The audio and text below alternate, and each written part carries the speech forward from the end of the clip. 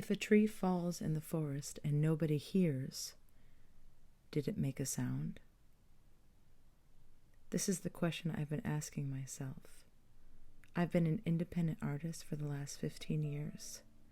After completely changing careers and becoming a full-time jazz singer-songwriter. Over the last 2 years, I wrote, arranged, and recorded my newest album, How Love Begins, co-produced with 8-time Grammy Award winner and legendary bassist Christian McBride.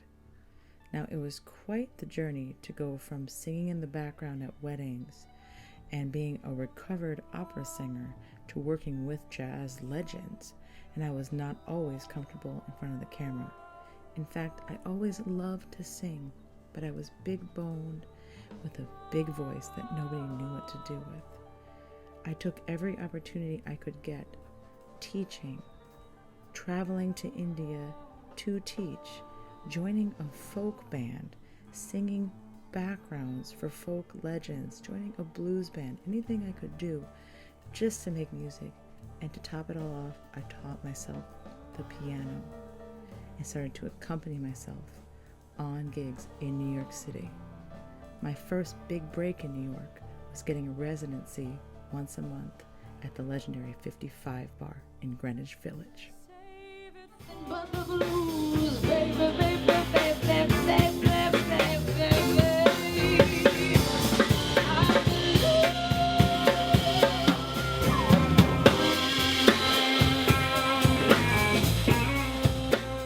In 2009, I met the amazing drummer and composer Dan Pugach, and we've been working together ever since, from Nanette to big band to small group. He has been my biggest cheerleader and encouraged me to find a home in jazz. He even encouraged me to apply to the Sarah Vaughan vocal competition. I did, reluctantly, and got in. You may think I'm going to say that they exposed me to jazz, but no, I grew up listening to Van Halen, The Pretenders. Let's just say that talking about rock and roll in a jazz competition was not my smartest move. So I went right back to singing and playing the piano in the background across from Carnegie Hall at the Red Eye Grill, taking requests.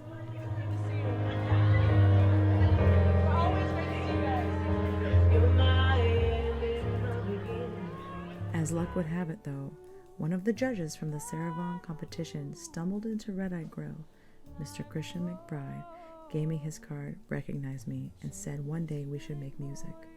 But I kept doing those background gigs to pay the bills, and I would drive by places like Dizzy's and the Blue Note and dream of playing them. And then forget it, the pandemic happened. I thought all hope was lost. Until this year. Without further ado, let's welcome to the stage with a warm round of applause, Nicole Zuraitis.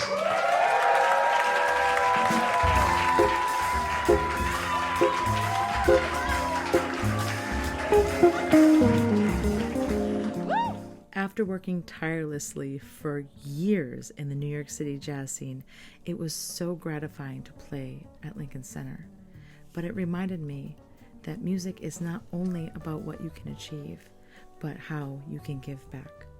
I've always been an ardent activist, rehabilitating and rescuing pit bulls, advocating for mental health. And when I moved near Long Island Sound, I wanted to draw attention to conservation. These photos by Daniel Beltra of the Gulf of Mexico oil spill shocked me to my core, and it inspired the entire narrative for my album, How Love Begins. Sometimes the most beautiful things in life are the most heartbreaking, but you should never give up. I wanted to bring together my community, so I organized a day of activism and musical festival to benefit SaveTheSound.org called Siren Songs to Save the Sound, in order to draw attention to the preservation of this important estuary.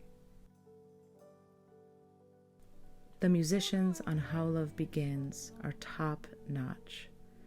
Incredible artists such as Billy Kilson, Maya Kronfeld, Gilad Hexelman, Dan Pugach, Tana Alexa and Julia Adamy, David Cook, and of course the producer, Christian McBride, made the music that I wrote come to life in a very profound way. The entire record was recorded live, including the vocals. It was mixed by Todd Whitelock, edited by Rich Lamb, mastered by Michael Piacentini, all under the watchful eye of McBride. Even as an independent artist on a boutique label, I decided to hit the road with my incredible band this year because that question kept ringing in my ear. If a tree falls in the forest and nobody hears, did it make a sound? I needed to find an audience. I needed to share my music with the world. And that's exactly what we did. We took the music on the road all over America, and it was tough to do this with no machine, just myself, Dan, and my band, trying to get this music out there. But it worked. Sold out show at the Velvet Dark. It worked because no matter how difficult it was, there were people supporting us, cheering us on, fellow hustlers giving us opportunities, people sponsoring us, making connections, and just showering us with love. My entire life as a musician now was shaped by the music educators I had when I was young. Passing the torch, donating our time, and working with the musicians of tomorrow is the least I can do to say thank you for those incredible people that I had growing up. And as for the question, it's safe to say we made a sound. Good evening and welcome to Birdland. Thank you for spending your holiday with us. And before we begin, I'd like to introduce to you a dear friend of mine and the club. Please welcome Christian McBride.